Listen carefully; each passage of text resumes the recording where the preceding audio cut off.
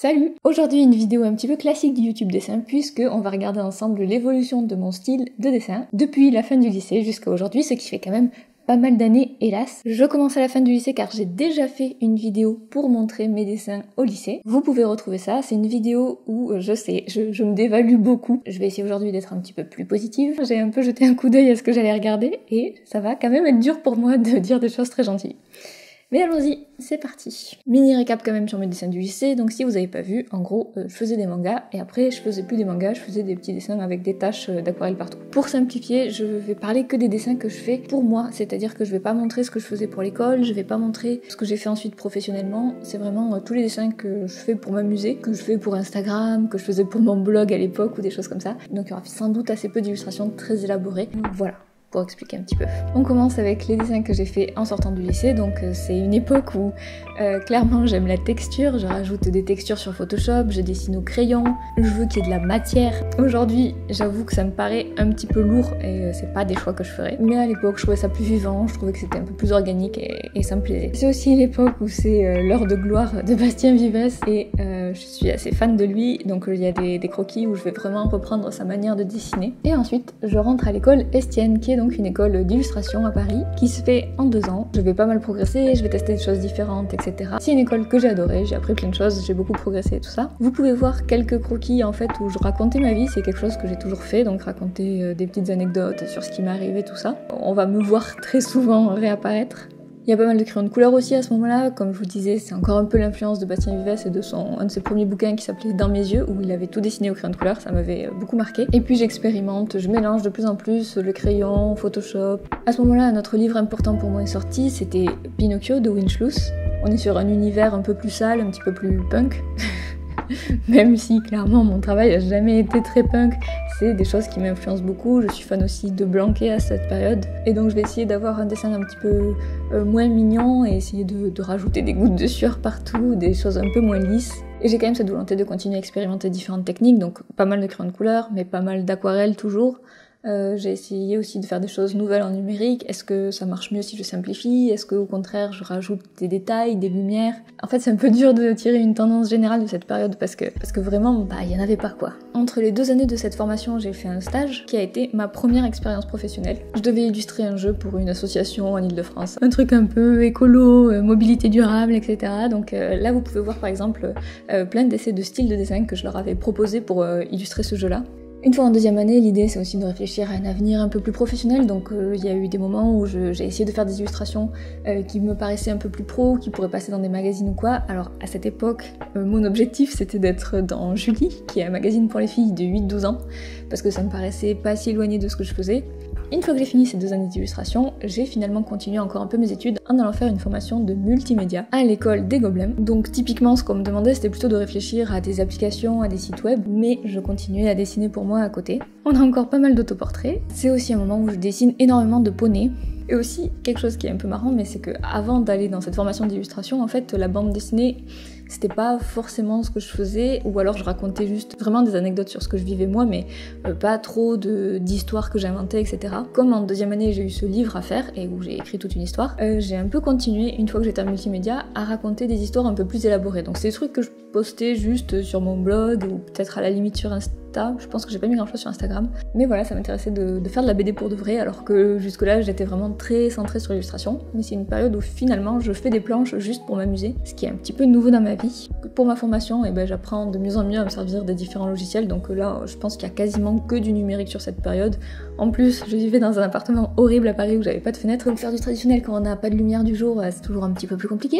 Donc là c'est vraiment une période de gros Photoshop à fond. On peut voir que je mets quand même encore toujours un petit peu des textures et tout, quelque chose que je fais assez peu aujourd'hui.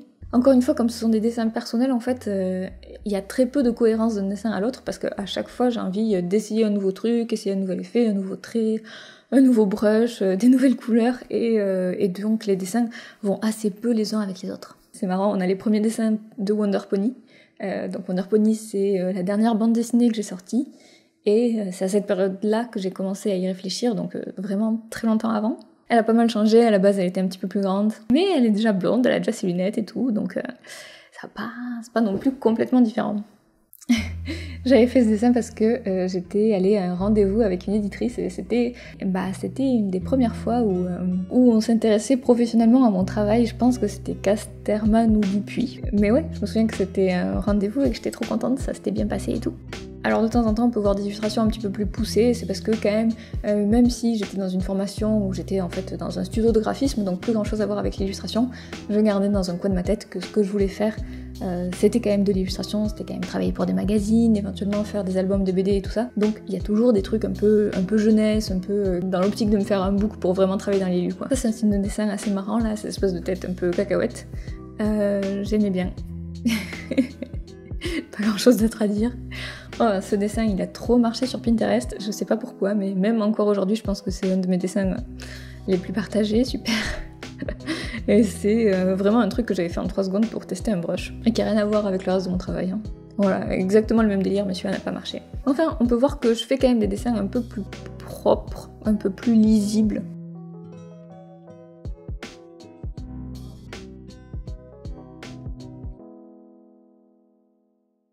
Voilà, alors à partir de là, je pense que j'ai fini mes études, si je me souviens bien, et donc je suis chez moi et je fais ce que je veux. On voit bien la mode 2013-2014, des couronnes de fleurs.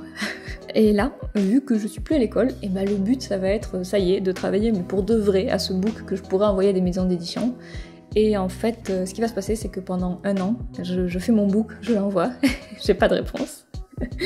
Je refais mon book, je le renvoie, et j'ai toujours pas de réponse, et ça dure un petit moment comme ça. C'est pour ça qu'on a plein d'illustrations qui essaient d'être un peu plus jeunesse. Là, je suis obligée de m'y mettre à fond. Je prends des textes, je prends des magazines, et puis je refais les illustrations à ma sauce. Et ça marche pas parce que j'ai beaucoup de mal à déterminer ce qui est mignon ou pas. Et en fait, aujourd'hui, là, quand je revois, je vois bien que c'est encore très lourd, encore pas très lisible. Il y a des trucs qui étaient clairement publiables, mais pas assez. Et puis, il fallait que je fasse aussi des petites scènes un peu pour montrer ce que ça donnait dans le cadre d'un récit, et pas juste des bonhommes qui flottent. Et aussi, ce qui est un petit peu embêtant pour trouver du travail, c'est que, comme ça allait dans tous les sens, c'était un peu dur, je pense, de m'embaucher en se disant, on sait pas trop ce qu'elle va faire. J'essaie de faire des illustrations sans contour aussi, parce qu'il me semble que c'est un peu la mode à ce moment-là dans l'édition, d'avoir des illustrations où il n'y a pas de traits autour de mes couleurs. Les enfants ont vraiment des têtes énormes. Mais pour ma défense, c'était un peu le style Marc Boutavant qui était vachement à la mode à ce moment-là. Un petit fanart d'Avatar, des BD autobio, mais des BD un petit peu plus complexes que juste des anecdotes. Ça va être des choses où je vais essayer de raconter des sentiments, des choses un peu plus deep. Et voilà, ce sont un peu mes premiers pas en tant qu'autrice pour de vrai, quoi. D'ailleurs, on devrait pas tarder à voir des bouts d'Heidi, à mon avis, parce que c'est à ce moment-là que j'ai commencé Heidi. Voilà, des premiers dessins d'Heidi, ça c'était sûr. Donc Heidi, ma première BD, et en fait j'avais commencé en publiant des petites pages que je dessinais sur mon blog, et j'avais eu pas mal d'encouragement sur ces pages-là, et c'est comme ça que je m'étais motivée à écrire toute une histoire ensuite. Là on arrive à peu près 1 an après être sortie de l'école, et honnêtement je suis un peu au bout de ma vie, hein, ça fait 1 an que j'ai quasiment pas de travail. Heureusement j'ai été en alternance, donc je touche un petit chômage qui me permet de payer quand même mon loyer, mais ça commence à devenir vraiment tendu. Donc je me dis qu'il faut que je me diversifie et je commence à essayer de faire des dessins un peu plus girly, ou ce qu'on appelait girly à l'époque, donc qui sont vraiment destinés pour des magazines féminins. Je fais des femmes adultes qui sont bien habillées et qui font des trucs. Je pense que j'ai jamais envoyé ces dessins en réalité à aucune maison d'édition par contre, mais bon, ça m'a occupée, c'était rigolo à faire, voilà quoi. Alors ce dessin il est marrant parce que quand j'étais ado je faisais vraiment du manga. Enfin, en tout cas, j'essayais. Et puis, il y a eu toute une période où j'ai hyper fort refoulé ça quand j'étais à l'école. Parce qu'on m'avait dit que c'était pas bien, en fait. Et qu'il fallait pas faire du manga. Et puis, ça plaisait pas aux profs. Moi, j'avais pas la réflexion derrière pour pouvoir argumenter. Et là, c'était une des premières fois que je me disais, je pourrais essayer de refaire des grands yeux un peu pour voir et tout. Et ce dessin, je l'ai fait clairement pour rigoler, pour faire genre style manga. Mais en réalité, les années qui vont suivre, il y a un peu un retour aux sources à ce niveau-là.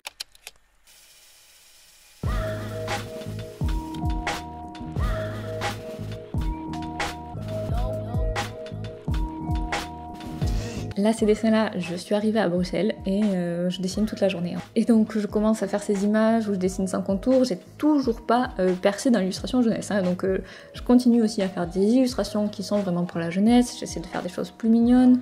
On me donne des conseils un peu pour que ça soit un peu plus propre et adapté à ce qui se fait déjà. Et je commence aussi à faire ces dessins-là Jusque là, à chaque fois que je faisais un dessin, ça partait dans une direction différente, à part des petits moments où je faisais des petites séries, mais sinon vraiment j'avais tendance à beaucoup m'éparpiller. Et là je me dis, hé ça, ce truc là avec des aplats, un trait qui est régulier, qui change pas d'épaisseur et tout, j'ai envie de faire ça, j'ai envie de continuer ça, et donc ça va être un style, on peut dire que je développe un petit moment. Ça y est, je commence à avoir mes premières vraies commandes de livres pour la jeunesse, donc je peux faire mes petits dessins de petits enfants, tout ça, pour ces commandes-là, et à côté je recommence à dessiner vraiment ce que j'ai envie, et j'arrête un peu d'essayer de remplir mon book à tout prix, parce que ça y est, je travaille pour de vrai. Donc je recommence à dessiner ce que j'aime vraiment, des filles et des vêtements. J'ai eu cette petite période là où je dessinais au crayon à papier. J'aime assez ce dessin, c'est des dessins sur lesquels j'ai passé pas mal de temps. Enfin, moi vous le voyez peut-être, mais j'ai tendance à quand même vite expédier les dessins, j'ai un peu de mal à me concentrer pendant très longtemps, donc quand il y a des dessins sur lesquels je passe plusieurs heures, je le notifie. Voilà, pour les yeux du personnage, je me mets à faire des points de manière assez systématique. Il y a aussi toute une période où je m'amuse à faire des gifs un peu travaillés, avec des petites ambiances, etc. J'ai envie de me réentraîner sur After Effects, de faire des effets. J'ai un peu moins de choses à dire parce que tout ça c'est des dessins qui me parlent aujourd'hui en fait. Je les aime pas tout à fait, il y a des petites erreurs de dessin, il y a des trucs que je referai pas pareil, mais en vrai je me reconnais dedans quoi. Je vois que c'est la même personne que moi aujourd'hui qui les a fait. Des petits fanarts de Sailor Moon.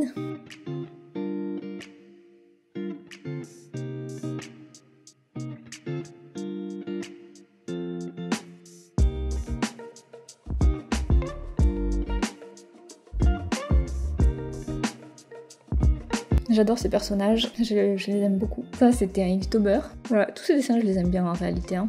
Et les couleurs sont cool et tout. Très pastel, très doux. Elles sont chouettes hein. À partir de maintenant je me lance des fleurs. Je m'amuse un peu plus avec les formes, là je pense que je découvre un peu plus Toriyama. L'idée de faire du manga ne m'embête absolument plus, donc je me remets à agrandir les yeux, les Dr Slump, ce genre de choses. Là j'aime bien cette planche de personnages aussi, c'est un style que j'ai jamais utilisé au final alors que je le trouve vraiment mignon. Ça aussi, il y a plein de choses que j'ai jamais fini, que j'ai jamais postées parce que bah, c'était des illustrations comme ça et je voulais travailler dessus et puis finalement je suis prise par autre chose et puis je finis jamais rien quoi.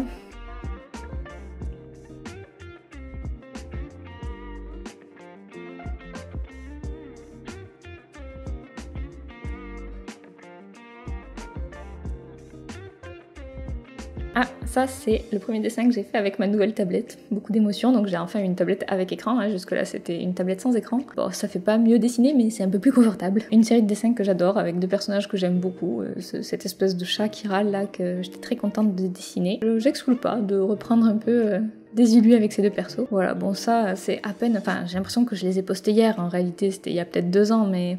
On est vraiment dans la continuité avec ce que je fais aujourd'hui. Je dessine mieux aujourd'hui. Hein. Je trouve que quand même je progresse malgré tout en anatomie, petit à petit, subtilement, mais bon, pas non plus flagrantissime. Ah, un tournant important, je me mets à faire du pro marqueur. Donc pendant des années là, j'étais vraiment 100% numérique, je dessinais plus jamais à la main. Et puis ce qui s'est passé, c'est qu'on m'a envoyé des pro marqueurs parce que j'avais beaucoup d'abonnés Instagram, hein, basiquement. J'ai adoré. Je me suis mise à faire plein de dessins, je me suis mise à faire tout un Inktober en pro marqueur. Et voilà, et même en fait, le fait qu'on m'a envoyé ce set de couleurs précises, j'ai dû travailler avec et ça a un peu changé mes couleurs de manière générale parce que c'était des couleurs qui étaient beaucoup moins saturées que ce que j'utilisais d'habitude. Et du coup, je me suis rendu compte que j'étais pas obligée de mettre tout le temps des couleurs fluo pour que mes dessins fonctionnent et je pouvais aussi me calmer un peu, mettre des couleurs un petit peu plus douces, un peu plus terre peut-être, et que ça a fonctionné quand même. Un autre moment important un peu pour moi dans mon style de dessin, donc vraiment micro important dans la vraie vie en général, mais pour moi c'était beaucoup. Je me suis mise à faire des bonhommes que j'appelle bonhomme patate dans le sens où on n'est plus du tout à chercher une anatomie juste ou quoi. Et c'est un dessin qui est hyper libre où je fais évidemment pas de crayonné. Je l'ai colorié avec des aplats et c'est un style... C'est un peu bizarre de dire style à chaque fois, mais bon, c'est un espèce de style malgré tout, que j'adore encore aujourd'hui. Quand je fais des petits dessins maintenant, je dessine plutôt comme ça. C'était pour avoir un truc un peu plus cartoon, un peu plus jeunesse. Et jusque-là, mes dessins jeunesse que je faisais pour les commandes et tout, c'était toujours beaucoup plus léché, beaucoup plus propre. Et j'avais envie de trouver autre chose, de trouver un truc qui soit juste expressif, qui soit juste marrant à dessiner. Ce sont des dessins que j'aime beaucoup notamment ces dessins-là de Wonder Pony, je les trouve top. Et je pense que Wonder Pony, c'est mieux dessiné comme je l'ai fait, donc avec un truc un peu manga, bien construit et tout, mais j'adore ces dessins, je trouve qu'ils fonctionnent très bien.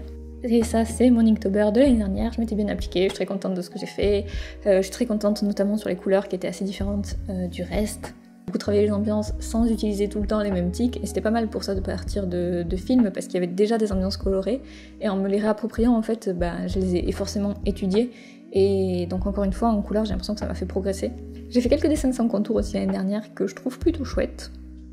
C'est dur de les utiliser, je trouve, autrement que pour faire des silhouettes, mais dans ces silhouettes-là, j'en suis assez contente. Alors ça, c'est un projet que j'ai commencé. J'avais envie de travailler sur le thème de l'horreur un peu, c'est pour ça que j'avais fait tout cet Inktober sur des films d'horreur. J'avais envie de commencer une bande dessinée horrifique. Pour le coup, c'est beaucoup plus réaliste, en tout cas, les proportions, les corps. Pour que ça fasse peur, il me semblait quand même qu'il fallait que j'aille un peu plus dans un truc plus palpable, où on a l'impression d'avoir de vrais êtres humains en face et pas des petits bonhommes cartoon. Je vais me pas arrêter parce que j'ai eu plein d'autres choses à faire, comme survivre à une pandémie, mais j'aimerais retourner à ça, un de ces 4 ans, j'aimerais continuer à travailler sur ce projet, ça serait bien que je fasse ça. À nouveau des dessins sans contour, j'aime bien faire ça, j'aime bien y retourner de temps en temps, je trouve ça cool, ça permet de... C'est vraiment une autre manière de réfléchir, j'aime bien avoir ces espèces de dessins très différents où je travaille pas du tout de la même manière. Je sais pas à quel point ça a l'air différent de l'extérieur, parce que quand on dessine, on a toujours l'impression qu'on a plein de styles très précis, très identifiables et tout, alors que quand on regarde les dessins de quelqu'un, on a l'impression qu'il dessine toujours pareil, donc j'imagine que ça fait un peu ça avec mes dessins. Mais pour moi, il y a quand même plusieurs familles un peu différentes, et je suis assez contente de pouvoir alterner comme ça, et ça me permet de pas trop m'ennuyer quand je dessine. Je sais pas si ça vous fait ça, moi je vois un peu mon style en branches. Il y a une branche commune à tout, bien sûr, mais il y a des branches où c'est un peu plus réaliste, des branches où c'est un peu plus cartoon, et même dans le cartoon, t'as le cartoon un peu plus rond, et le cartoon un peu plus jeté, enfin... C'est très dur, je trouvais, d'expliquer de toute façon son style et comment on voit ses dessins. Là, on arrive aux dernières choses que j'ai postées sur Instagram, donc voilà, vraiment, je pense qu'on a fait le tour. Alors j'ai pas compté, mais je pense qu'on est quasi sur une dizaine d'années de dessins. Les choses ont pas mal évolué, j'ai fait un peu des allers-retours dans mes styles, dans ce que j'aimais, etc. Il y a des trucs que j'aime plus du tout et que je ferai plus, et il y a aussi, c'est marrant, 2-3 trucs où je me dis « Ah, c'est dommage que j'ai laissé tomber cette piste, ça avait l'air pas mal, j'aimerais bien continuer et tout ». Mais en fait, le dessin, c'est un peu ça, on est un peu obligé de faire des choix sur ce qu'on continue à travailler ou pas, étant donné qu'on peut pas tout dessiner dans la vie. Mais par exemple, ça me donne un peu envie de ressortir mes crayons à papier, pourquoi pas du calque, ça me donne aussi envie de refaire des trucs sans contour. Ça me donne globalement envie de dessiner en fait, donc je dirais que c'était un exercice assez cool pour ça. J'espère que c'était un peu intéressant pour vous. Je sais pas, c'est assez égocentrique au final, mais bon, c'est un truc que j'aime bien voir chez les autres, donc je me suis dit que ça pouvait être chouette de vous filmer ça. Vous savez ce que je vais dire. Mais si ça vous a plu, n'hésitez pas à vous abonner. N'hésitez pas non plus à me mettre un pouce vers le haut, pourquoi pas à me mettre un petit commentaire, vous savez que ça fait toujours fonctionner la machine. Je vous mets également tous mes réseaux dans la barre d'infos si vous voulez continuer à suivre cette évolution de près. Et puis, je vous dis à très vite. Salut!